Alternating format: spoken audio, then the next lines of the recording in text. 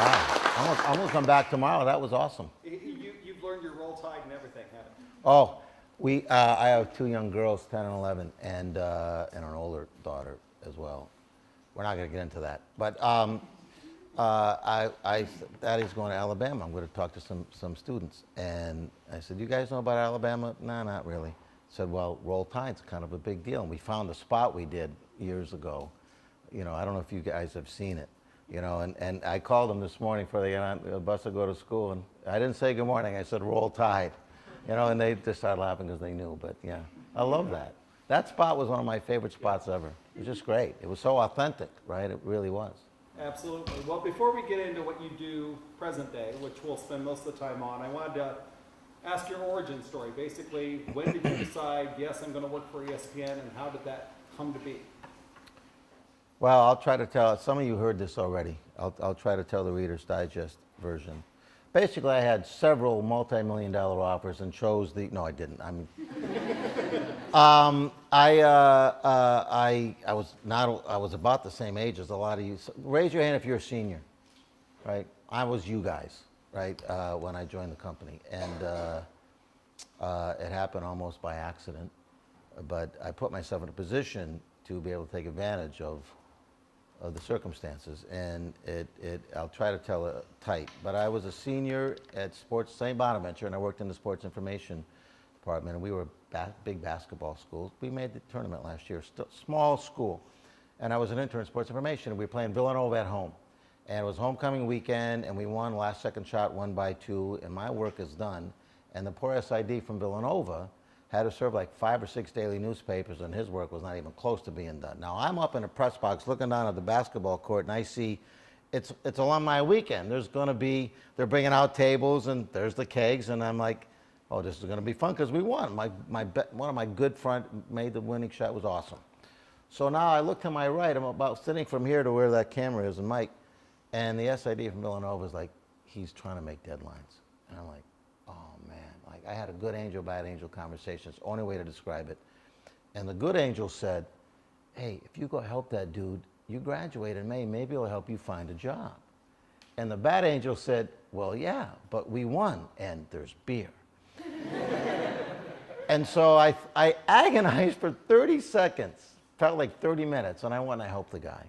And he gave me his card, and when I graduated, I called him. I said, hey, Ted, remember me? He goes, yeah. I said, I have no job. Can you help me? He told me about a job opening at Brown University in Providence, Rhode Island, assistant SID. And he used to work for the woman, it was a woman, who was rare in the time in the sports field.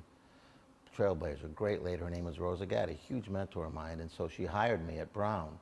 Now, ESPN had launched in those 9 months, and they came to our campus, did a lot of our soccer games. I was the soccer guy, and they did also, we hosted the NCAA Ice Hockey Championship, and ESPN televised that, and their producer came, and Rosa and I helped her, but she drove, did a great job with the media covering that event, and ESPN needed a communications person, and the producer went back and recommended Rosa, and she gets there, and she's there like a couple of days and gets the opportunity to hire somebody else.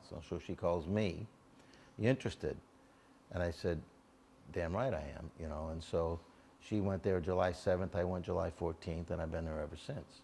Now, I'm a dinosaur because I've been at the same place for 38 years, and none of you will do that. But here's what I say in my defense. I have had the same work address for all those years, but I've never worked for the same company from one year to the next because we've continued to evolve. We're doing new things. We launched a new product in March. So I'm not bored. I'm having fun. I've had plenty of opportunities to go. I never have. I have no regrets. I said to the class this morning, they've stopped calling me now because they kind of know after 38 years I have roots finally. And, but it's okay because, I'm having a ball. And so that's my origins story. And the moral of the story is basically, and I say this anytime I speak to young people, because I didn't know it at the time. But in that moment, I was purposeful. I made a decision that had a purpose to it, and it worked. And so ever since that moment, I learned at a very young age, every opportunity you have, make a connection. have an agenda for whatever, it's got to be genuine. You can't just make it up and be an actor or an actress. You have to be genuine. But my agenda at that moment was, I want to make a connection with this guy, and maybe he can help me if I make the right impression. And it worked. So now every opportunity since then I have to make a connection, I take full advantage of it. And maybe it's just to have a friend in a certain place, because you never know. One day you might want to go someplace, and that guy or that gal you met 2 weeks ago, they might be in a position to help you get there. And it worked for me. And by the way, you know, I'm not brilliant. I just figured, I made a decision in a moment, I learned from it. So you need to do that too. So it's one of the messages I like to deliver when I speak to young people. Be purposeful in everything you do, because you never know where the people you meet, where they're going to end up, and where they can help you get one day, you know, so. I mean, when you joined ESPN, that was not without risk. You know, you're looking at what they're programming. They're programming Australian rules football. They're programming NFL arm wrestling, where NFL players would arm wrestle each other. This wasn't a sure thing. When did you know, I think this ESPN thing's going to work? When did you know you made it as a company? Well, that's a really good question. I have to say, when I went there, it was Bristol, Connecticut. No one ever heard of it. 24-hour sports, what's that? Cable TV, not everybody had it. Most people didn't. So yeah, it was risky. But listen, I'm 20, whatever, I have 20-something, early 20s. I'm just out of college, 9 months. And everything I owned, you could put in one of those little, like, U-Hauls that you could actually, if you wanted to, attach it to your bike and drive it down the road. It was that small. That's everything I owned could fit in one of those. I wasn't married. I had no kids, no mortgage. It was not that much of a risk. Because if it didn't work out, so what, right? I'm 20, whatever I am, and I get the rest of my life. So, but I did do the work on it. I talked to a bunch of people, and I ended up thinking. Also, I went into the athletic director, and I'm just out of school, and I said, hey, look, so Rose is gone. I'm still here. I'm the only one who knows all the coaches. I know all the media who cover us. ABC televised some of our football games sometimes. It was a different world then. I said, do I have a shot to get the job? He goes, no, I think you're too young. I said, I thought you were going to tell me that. Here's my letter of resignation. I'm going to Bristol. He goes, you can't do that. You're the only guy who knows what to do. I said, I just told you that, and you don't want to hire me. So I just wanted to know, though. Sometimes you have to ask the question, find out what you're worth. And so, so I get there, and we believed from the very beginning, because we were a bunch of sports fans like the people we were looking to serve, and we liked it. So, you know, we had no idea about business models or what have you, or how fast cable would go, or even if it would. But we just believed in what we were doing. We thought it was fun. And so when did I know? I said this earlier too, maybe not in the class. One of the early signs was we would do college football games on tape delay. And then we put up banners in the stadium, ESPN. You see the banners, ABC Sports, CBS, whatever it is, ESPN. And then no one ever stole the banners, because who the hell are they? Then they started stealing the banners. Oh, we know those guys. We like them. I want their banners from my garage. So when the banners started to get stolen, that was an early sign. There was an early sign of acceptance. We did the early rounds of the NCAA basketball tournament. Those games had never been televised before. And then you would see hotels, roadside, I have a picture somewhere buried deep in our files, a California roadside motel on Route 66, I think it was. We have cable and ESPN in March, because people were cutting work or class to go find a place where you could watch cable TV and see ESPN. That was a sign we were onto something. 1984, we got our first live college football deal. All up to then, every college football game we did Monday afternoon, watch Alabama-Auburn. All right, we already know the score.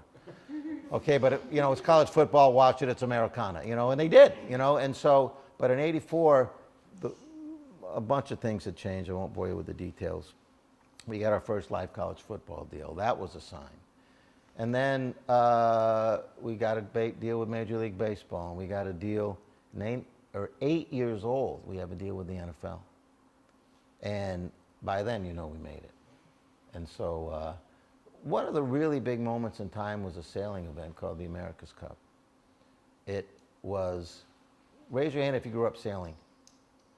Right, not 1% of the population probably did. I didn't, but long story short, it's the oldest trophy in sports. America lost it in '84, and Dennis Conner was going to go get it back in Australia. And so we said, we'll televise it.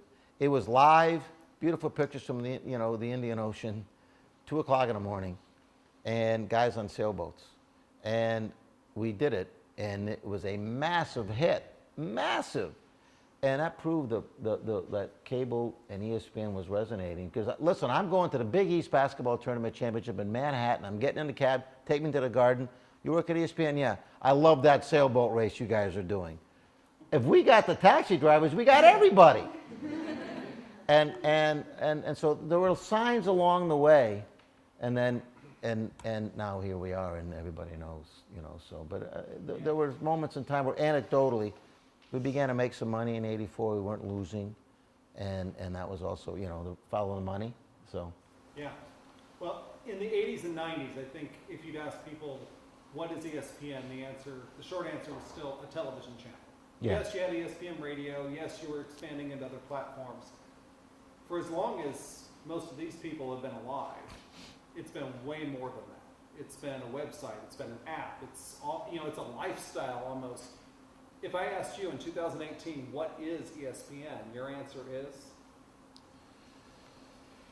We strive to be the preeminent global sports media company, and that's what we strive to do. And we have a lot of competitors, especially in the digital space.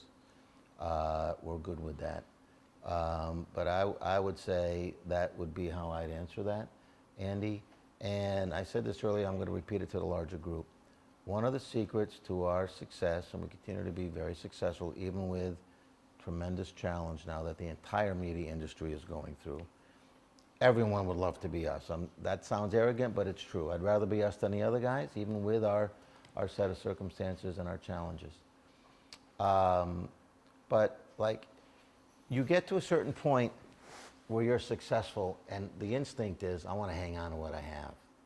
We have never been that. We show up every day, and why I'm still there, in many respects. How can we get better today?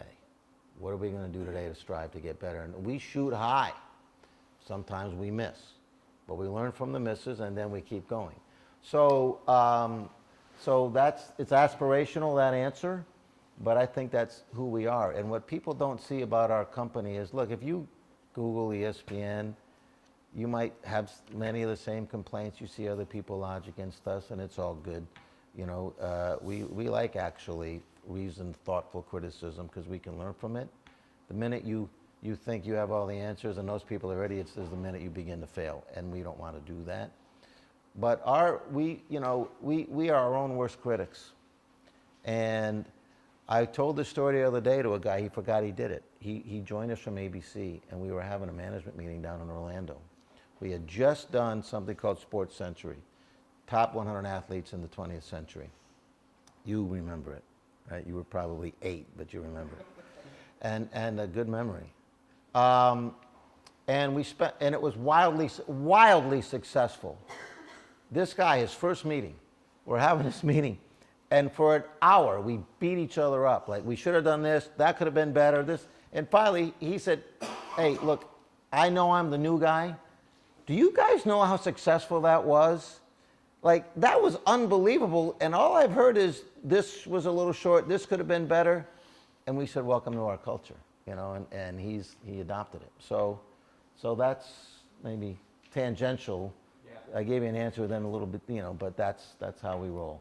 Roll Tide. We're going to see if you can end all his answers with that. It's a drinking game. These guys are... It is Thursday. Uh-oh. I remember. I know I'm old, but I'm not that far. I remember. Yeah, Thursday nights. Crazy. So at the beginning, like George Bodenheimer, former president of ESPN, would talk about, he'd be going to try and sign ESPN to cable companies, and people would greet him with a hug. They were so excited to see the guy from ESPN. There's also the saying, nobody likes Goliath. Yeah, oh yeah. And there's a fair amount of criticism we've had of ESPN in recent years. that might Geez, be part of that. To I have say no maybe idea what you're ESPN's talking doing- about, Andy. You never deal with that on a regular basis. Every But second. there seems to be some segment of the population now that if they hear you have layoffs or they hear of some setback for the company, they embrace that, or they really enjoy seeing ESPN drop. Is that ESPN being too big, too powerful? I've heard it described as a walking conflict of interest because, you know, it's showing SEC games but also owns the SEC network, things like that. What's the function of ESPN getting, I would say, more criticism in the last 5 to 10 years than in all those other previous years? The honest answer to that is, if you're going to wear the crown, you better be ready for that. And you have to accept it. I'm one of still a whole lot of people who've been there for a whole lot of time who dreamed one day we might be in this spot. And I've lived all of it. In the early days, I use this analogy. In the early days, if we were a bear, we were Winnie the Pooh. Everybody loves Winnie the Pooh. He's soft, cuddly, laughs, cute, giggle. Everyone loves him because we were new and fresh and a new kid on the block, and everybody loved what we were doing, and they loved Australian rules football, and all that stuff we did was great. Then, now I think 38 years later, there were a lot of people who would think, look at that bear is big and ugly and got bloodshot eyes and fangs and drool coming out of its mouth, and it's scary, that bear. Because, like, we're omnipresent, we're big, we make no apologies for it. And it is human nature to, listen, I'm a Red Sox fan, the Yankees have won 27 world championships. I'm kind of done with that. We got 3 in the 21st century, and we're up on them 3-1. It's a whole new century now, Andy and Isabella, and I don't know if the woman from Massachusetts from this morning is here. I think she could make it. So I get, like, we're kind of, I hate to say this, it really hurts me, the Yankees of the industry, and I'm okay with that, right? Because there's a perception and that there's reality. And the reality is, if any one of you come to Bristol and spend any time with the people who work at our place, what you'll see is people just like you, and who care about football as much as you do, who care about sports as much as you do, who are good, honest, decent, hardworking people who just want to succeed. And the collective result of that is we've built a business that is seemingly unassailable because we lead in every platform. And we're not content with that. We want to keep going. That's scary to a lot of people. And bigness isn't something that often is celebrated, and continued success gets boring for people and whatever. All right, that's fine. That's a conversation that has happened inside the Beltway. But I talked to Christian earlier. When he goes home, he watches a lot of ESPN. His mom gets mad at him because, she hasn't seen you, she loves you, and she wants to do more than your laundry. And so, so we have a lot of different conversations we have every day. One of them is within the industry and competitors who wish we weren't so big. They fuel a lot of some of them are with media people and bloggers who know they get clicks if they take shots at us. That's cool. I'd rather be us than the other guys. Some of them are with fans. I had some really good conversations with fans earlier this morning. That's the conversation we care most about. Now, they're not always in love with us either, by the way, but we listen and we try to get better, So the long story short is we worked real hard to get there. We're good with it. We embrace it. And we listen to the criticism that's smart, and we dismiss the criticism that is not based in any kind of reality, but just, 140 characters or 280 on Twitter. There's all kinds of criticism. Sure. If that criticism has centralized in the last couple of years around any one topic, it's the mixing of sports and politics. It's you noticed. Yeah.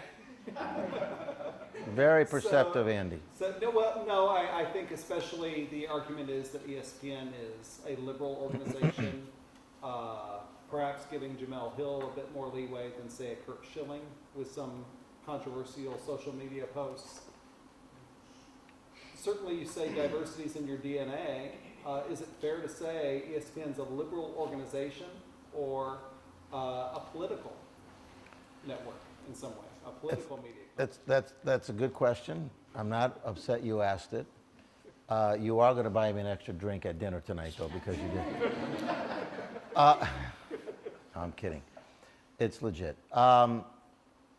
It's complicated and nuanced like the topic itself and like the country we live in now, right? So we would tell you very vociferously that we are not a political organization, that we reflect the society that we operate in, and that we are a sports company and we want to do sports. That's what we show up to do. But sports used to be, I said it this morning, 3 minutes on local TV, 2 minutes if there was a storm coming, weather would grab the extra minute. And so now it's a massive multi-billion-dollar global business that drives a lot of the economy. So we're as intertwined in the society that we live in as any other entertainment genre on the planet. And I said to Andy earlier, the people are way more passionate about sports than they are about almost anything else in their life other than their families, arguably. How do I know that? Well, and your team wins the national championship, you wake up the next day and man, everything is better. The sun is shining, the teacher you hate, you love them that day, you know, the food in the mess hall stinks, now it's great, everything is better. If your team loses the next day, you wake up, everything stinks.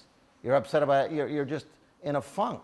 And why? Nothing in your life changed, it's completely irrational.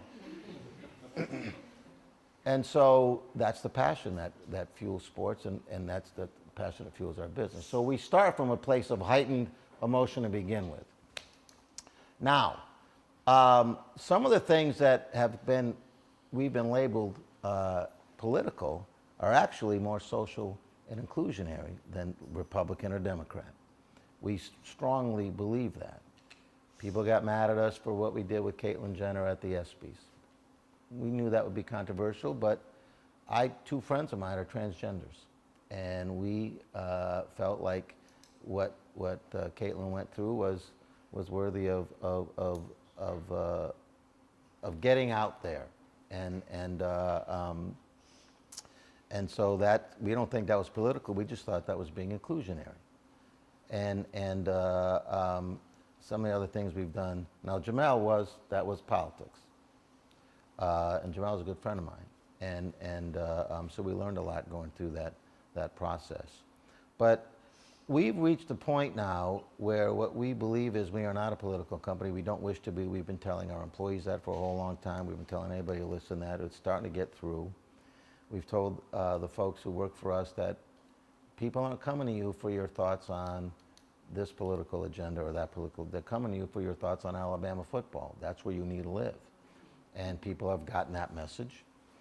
And you'll see as we go forward as to how we handle when sports and politics intersect, we're going to cover it. We have a journalistic arm in our company. We're obligated to do it. How are we going to do that? We're going to do it contextually and with fairness and with balance. And then we're going to move on and get back to sports. And that's where we are at the moment. So I will tell you that there were many, many stories written about, oh, your business problems are because you're left-leaning, and the reality is the problems we're facing are economic problems, and everyone who takes a closer look than the surface understands that.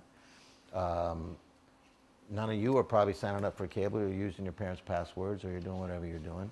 I hate all of you. I don't.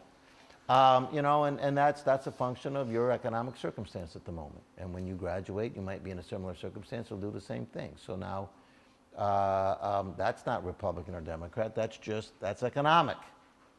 And we've created products that are less expensive, or working with people who've created products who are less expensive, and now we've added millions of subscribers through those products, and that is not a political answer, that's an economic, smart business answer. And most people now, after 2 years of you're way too political, have started to come around and say, well, maybe we shot too fast, but it was nice and we got clicks, you know. So we're not out of it yet. It's going to be something we continue. We're not the only ones. Every brand in America is dealing with it.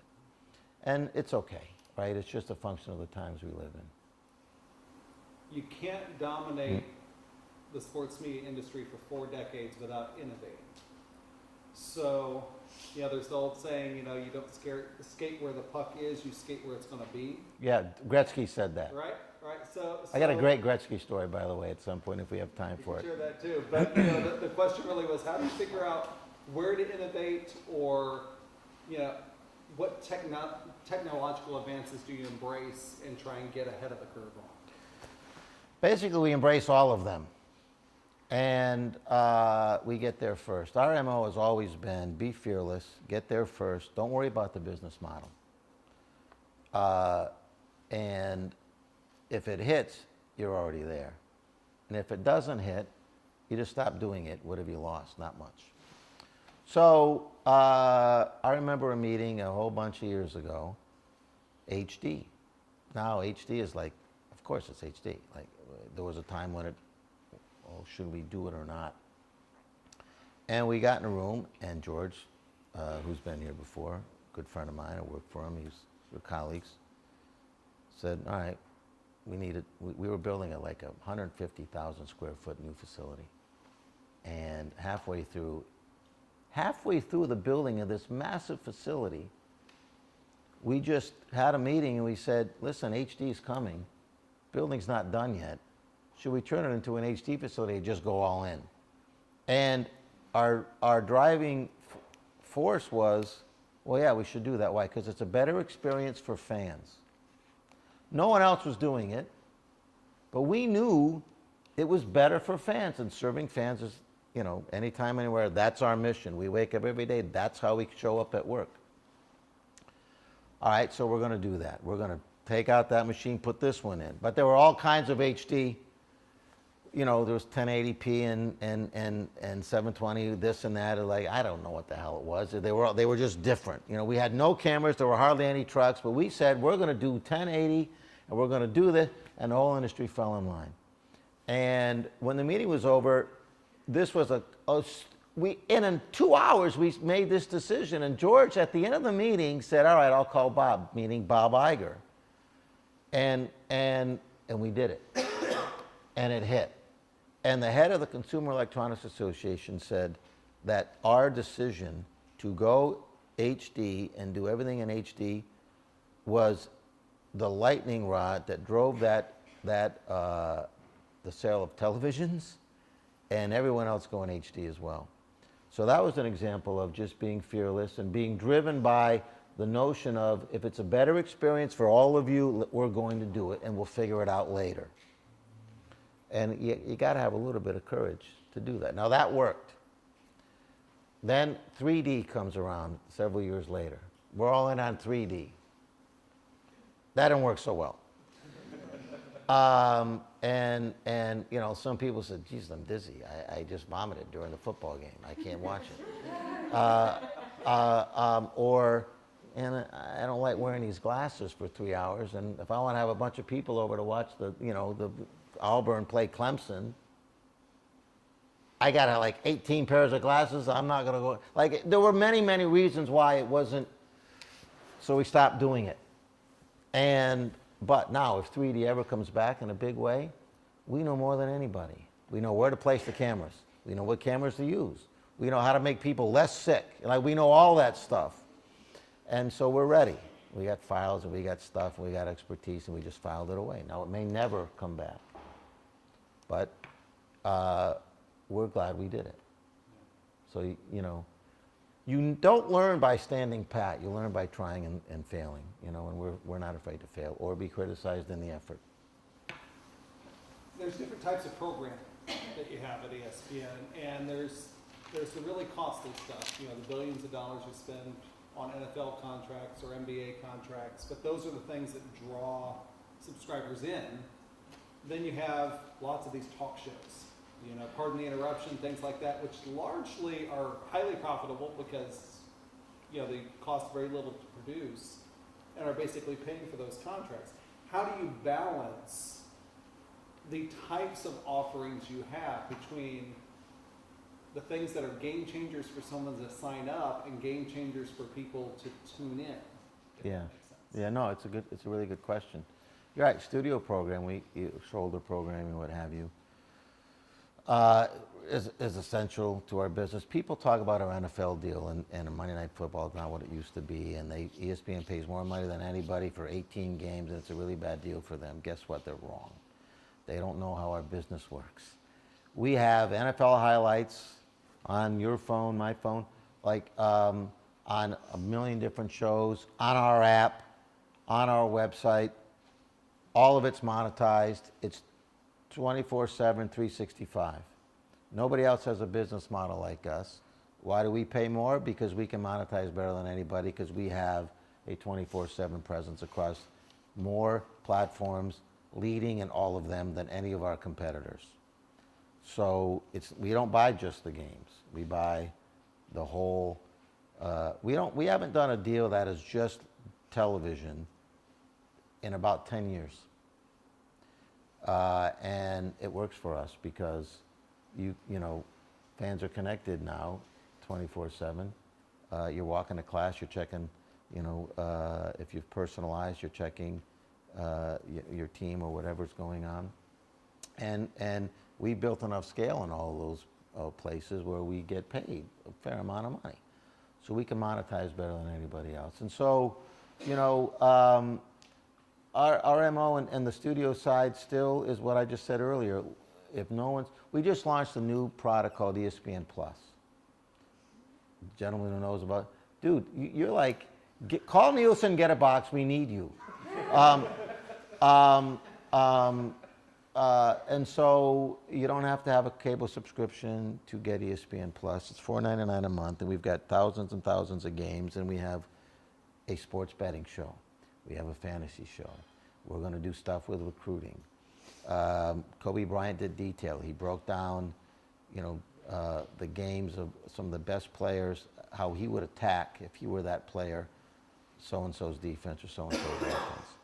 And it wasn't sexy, but it was Kobe Bryant telling you, here's what I would do on this play.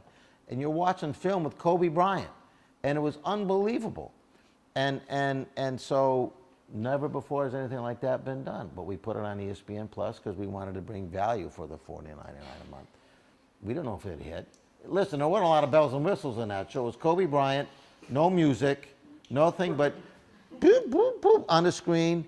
Here's what I would do. Now look at him set the pick. He rolled this way. Next time, I think I might roll the other way and look for the guy in the corner.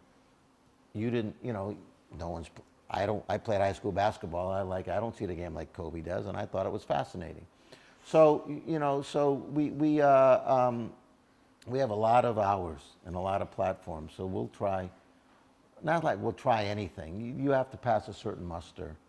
It's got to make sense, and it's got to be innovative enough, and it's got to, we think, meet a certain threshold. But listen, we got more data now than we've ever had in our lives.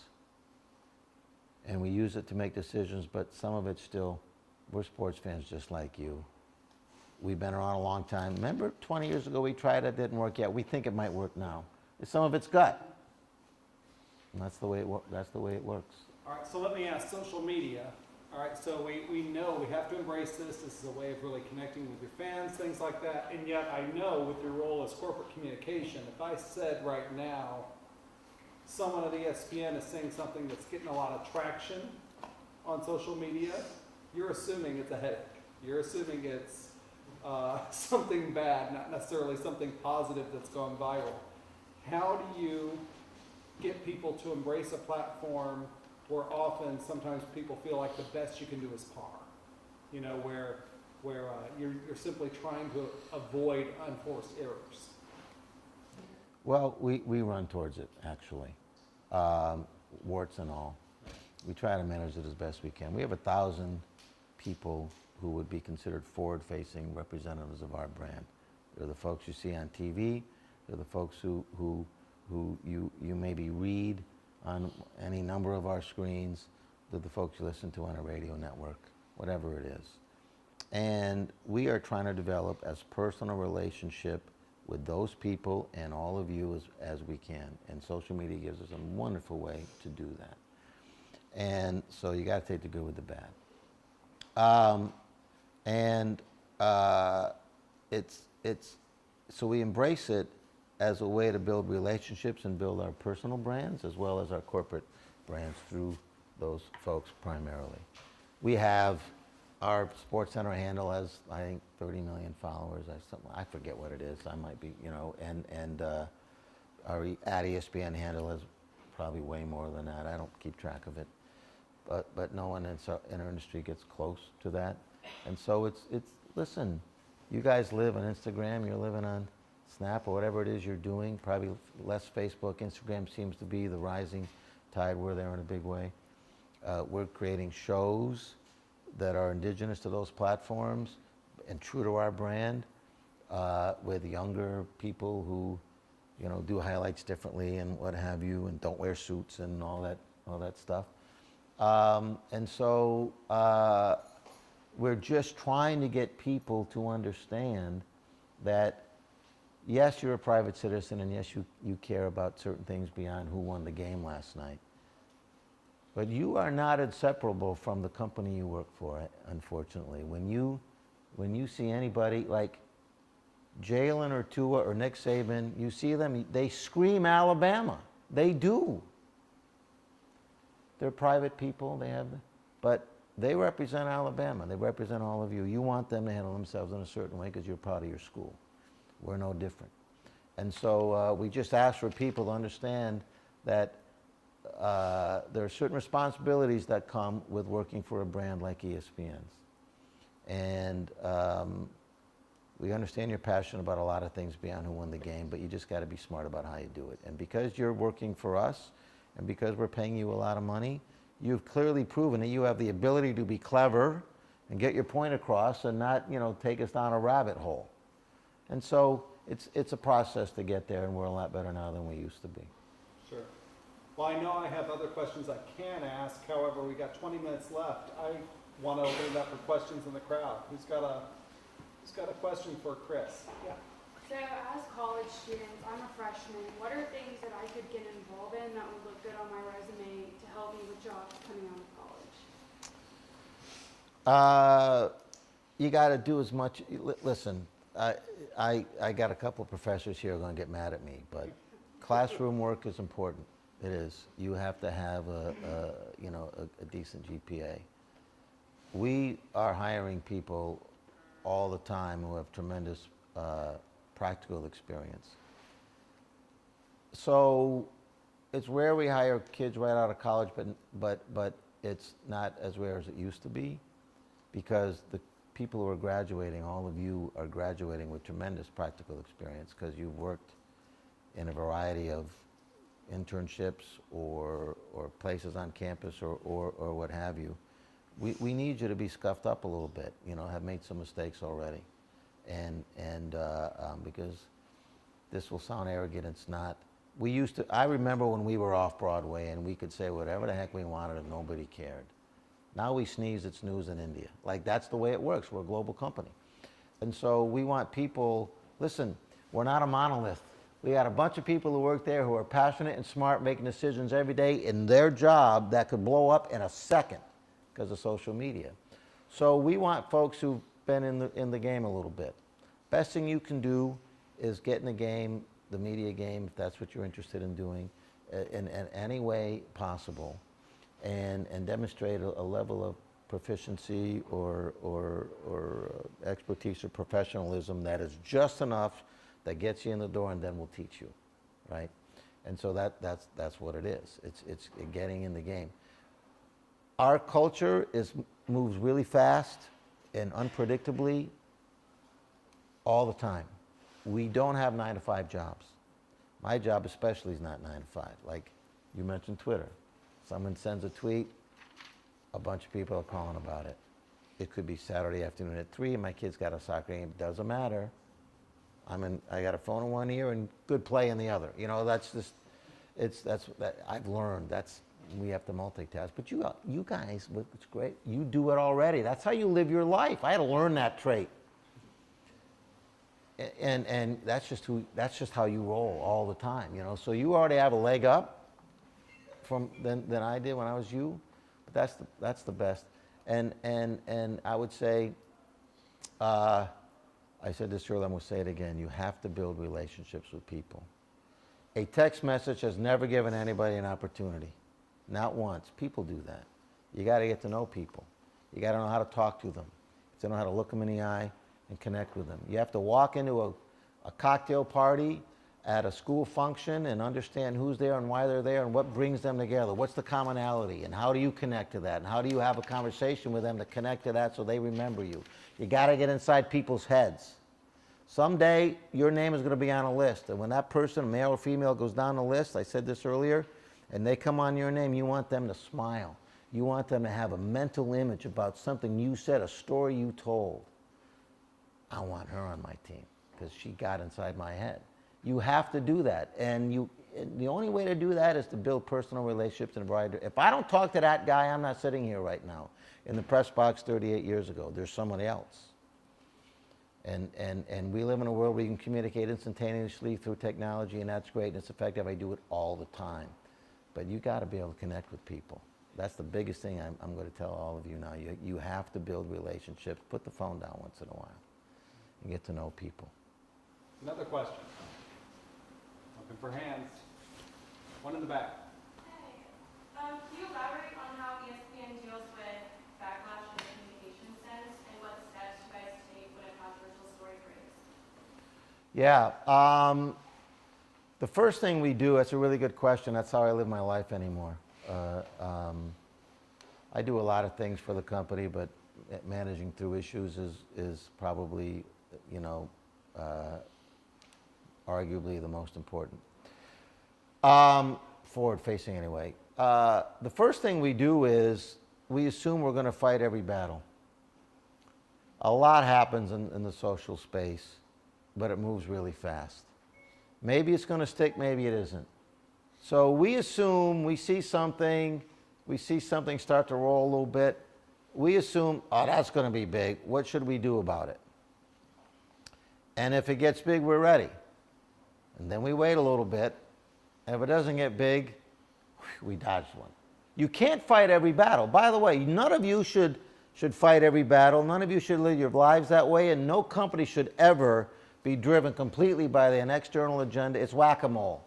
No one grows by playing whack-a-mole. Maybe you get a little teddy bear because you did a great for that particular game, but teddy bears don't drive. Like you have to follow your own agenda, and you can't get sidetracked by everyone else's. And so we try not to. But in those moments, there are issues and there are crises. Issues come and go. Crises can stick. You got to decide which one this might be. I'll give you a great example. I said it earlier today. One of our commentators went on and did a podcast with Snoop Dogg. It was great until they got to a thing called Hot and Cold. And Snoop said, hamburger, hot dog, Oh, hamburger, football, whatever, it was a bunch of things like that. Then he asked a question about this guy's, about women. And what our guy should have said was next question. But, he didn't. And he answered it in a certain way, and everyone laughed, and that was funny. But he wasn't disrespectful, really. But I don't want to get into the details of it. But I felt like that wasn't good. And I immediately went to 5 women on my team who are all in their late 20s. No one is older than 30. And I was appalled. I said, come on, man, you got to be better than that. And this was bubbling. They all looked at me like I had 5 heads. They said, nah, we're not offended by that. It's cool. It's all right. I said, are you kidding me? I expected you to tell me. And they said, no, it's cool. It's all right. It's like, we know that, certain guys like certain attributes about women and certain women like certain attributes about guys. That's normal, natural. We're not offended by it. Not like I was blown away by their answer. I didn't like it because I thought maybe you feel that way, but I don't know if you're representative. And we had the guy get in front of it by apologizing, and then it just went away. So that's at its core what we do and how we do it. The best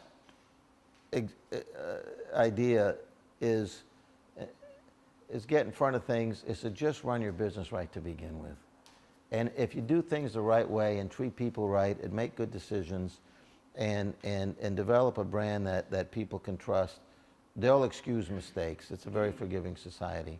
So the best thing to do is to try to just handle your business in a certain way on a regular basis and build that level of trust, which I think we've done, and then you can survive in the short term. Does that answer the question? Yes, thank you. I appreciate your asking. Another question. Yeah. Question. So you used to have long form essays, primarily in like profiles, for example, or more stories based. Those are pretty great. I have a question regarding us students. Some of your advice when you're pitching stories starting out as a writer is to start from the top down. So like say ESPN, New York Times, and go down from there, pitching non-fictional stories.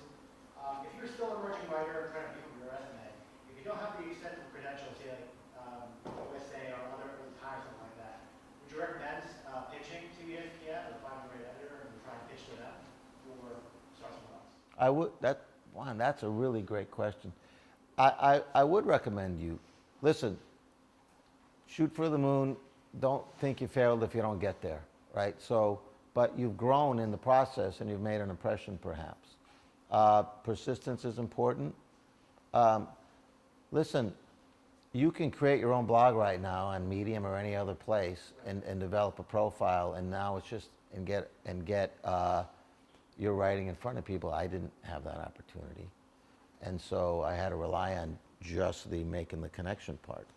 So I'd recommend you write and write and write. And I also recommend you go to people whom you trust and say, criticize the hell out of what I just wrote. How do I make this better?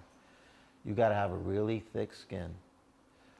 My journalism teacher at college, I'd get these papers back. I'd get good grades, but they were read all over it.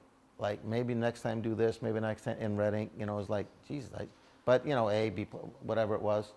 And so, but it was great because he took the time to care.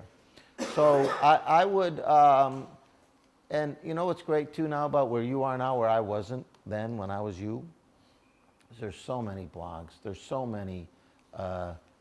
We just got a big feature in Garden and Gun magazine about a show we're launching with Wright Thompson, one of the all-time great writers, on our SEC network.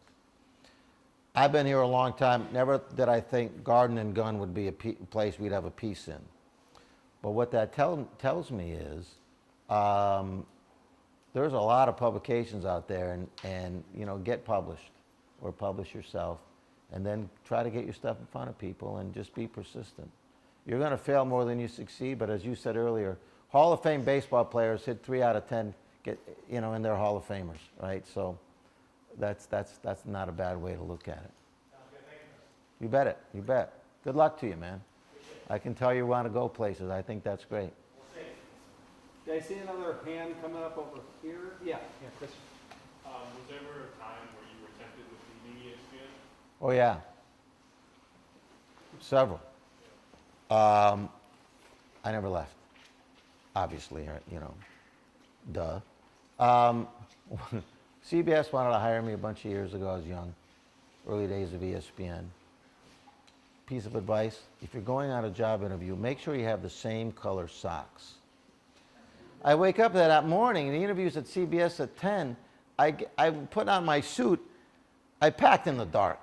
I forget what color suit, but the socks didn't match. And they were different colors. How the hell do you do that? Not a good confidence builder. So I got in a cab. I said, you got to take me to a men's store before we go to CBS. I got to run in, and I got the right pair of socks. And I aced the interview. I decided not to go. They decided to keep me. They fought. ESPN guy said, you're not leaving. So I stayed. I have no regrets. The grass is, here's what I learned.